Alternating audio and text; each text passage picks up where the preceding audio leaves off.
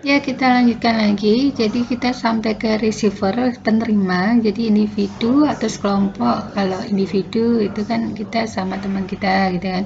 Atau sekelompok saya dengan Anda gitu kan. Menjadi sasaran dari pesan itu namanya komunikan. Ya, komunikator itu yang menyampaikan pesan. Kalau receiver itu komunikan yang menerima pesan tersebut. Jadi bisa menerima pesan tersebut umpama saya ingin kirimkan video ini gitu kan, Anda menerima dengan mengakses YouTube contohnya. Nah, itu juga merupakan penerima atau komunikan. Nah, kemudian antara komunikator dengan komunikan itu ada efek, jadi ada feedback, umpan baliknya. Nanti apa? Nah, seperti nanti umpan baliknya saya memberikan penugasan Anda, ya buatlah tugas. Itu kan artinya apa saja pesan yang saya sampaikan itu akan Anda terima, apakah Anda memahami dari pesan saya atau tidak gitu kan. Kalau memahami selain tugas apa saja efeknya gitu ya, efeknya nanti oh Anda lebih meningkat gitu ya pemahaman Anda atau pengetahuan Anda tentang komunikasi. Anda juga nanti lebih mudah nanti ya, menerapkan komunikasi gitu kan. Nah, itu efeknya. Nah, ini ya, ini ada slogannya you and me, ya nyambung. Nah, terus karakter personal. Nah, ini juga termasuk hal yang penting dalam berkomunikasi. Kita lihat dulu lah. Mungkin kalau ini ya, saya tidak istilahnya menjelek-jelekan atau membedakan antara suku ras gitu ya.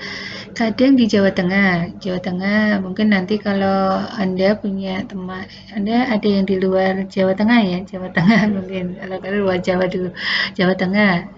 Ini ya, Jawa Tengah itu kan orangnya cenderung kalau kita lihat itu oh iya halus gitu ya dalam komunikasinya tidak istilahnya meluap-luap. Nah, berbeda beda sama Jawa gitu ya, Jawa yang Jawa Timur itu berbeda dengan Jawa Tengah. Jadi nanti kalau Anda ketemu dengan orang Jawa Timur, oh ini orangnya sukanya bahasanya kok semangat ya. Nah, kita tahu kan kota pahlawan itu kan, pahlawan itu kan apa sih karakternya semangat gitu kan.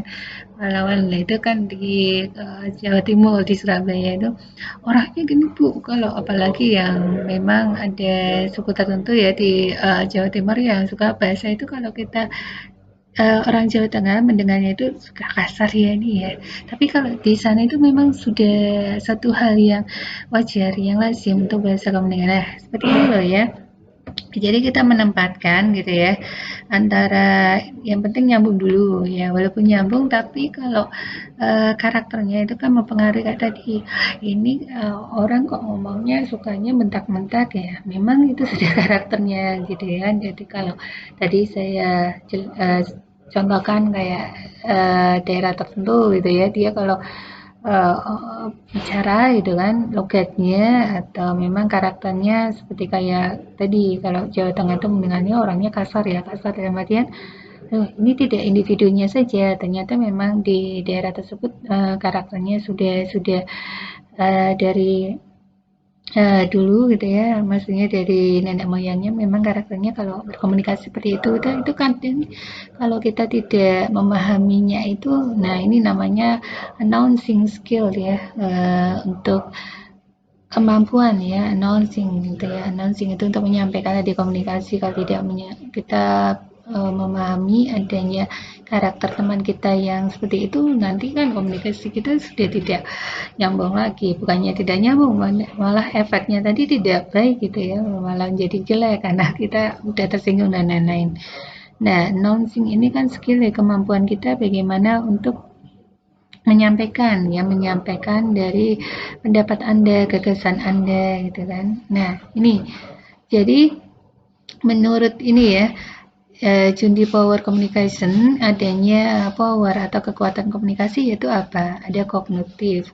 Kognitif itu semacam ilmu gitu ya, ilmu yang kita punyai gitu ya. Kita ini contohnya saya akan menjelaskan tentang apa itu yang dimaksud dengan komunikasi. Nah, itu kan harus punya dasarnya gitu ya. Seperti saya menjelaskan itu kan praktek-prakteknya selain teorinya, saya juga ya melihat apa yang menjadikan atau contoh yang terkait dengan komunikasi gitu ya. Kalau kita tidak punya kognitif, tidak punya ilmunya, kadang kan kita juga menerimanya bingung juga gitu ya. Apalagi Anda menyampaikannya. Kemudian ada afektif, bagaimana kita punya sikap gitu ya, sikap dalam komunikasi. Terus itu namanya nanti gabungan antara kognitif dan afektif ini. Jadi kita punya ilmu, kita punya sikap untuk berkomunikasi. Oh, saya ingin berkomunikasi dengan ini ya, umpama dengan dosen saya. Ya, kalau berkomunikasi kan berarti ada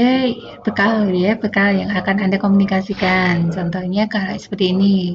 Bukan berarti akan saya kan kuliah Bu, saya kan belum tahu materinya, ilmunya. Sebetulnya hal seperti ini sudah tidak ini ya, tidak kita kita istilahnya jadi alasan lagi ya, karena sudah disampaikan kemarin itu ya, materi-materinya apa saja yang dipelajari, salah satunya komunikasi. Setidaknya Anda punya punya kognitif, yaitu ingin belajar dulu dengan komunikasi. Nah, kalau sudah nanti ada semacam diskusi. Nah, biasanya kalau mahasiswa itu diajak diskusi itu menarik juga gitu kan, menarik, jangan sampai nanti diajak diskusi males, karena apa, karena Anda memang belum punya bekal atau kognitif dulu. Nah, afektifnya karena saya sudah punya bekal gitu ya, Anda sudah punya bekal, jadi saya ingin gitu ya berdiskusi dengan dosen saya gitu ya. Nah, diskusinya dengan sifat afektif ini.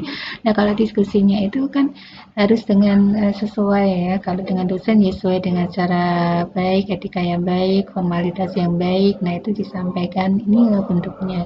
Gitu ya. Jadi kalau ini gabungan ini semua jadinya konatif. Nah, jurusnya dari Junggi yaitu sikon ya. Siap. Nah, ini ya. Siap, katakan 2 kali. Ini enggak ya, maksudnya ini untuk ini saja kalau Anda mau komunikasi, umpama presentasi gitu ya.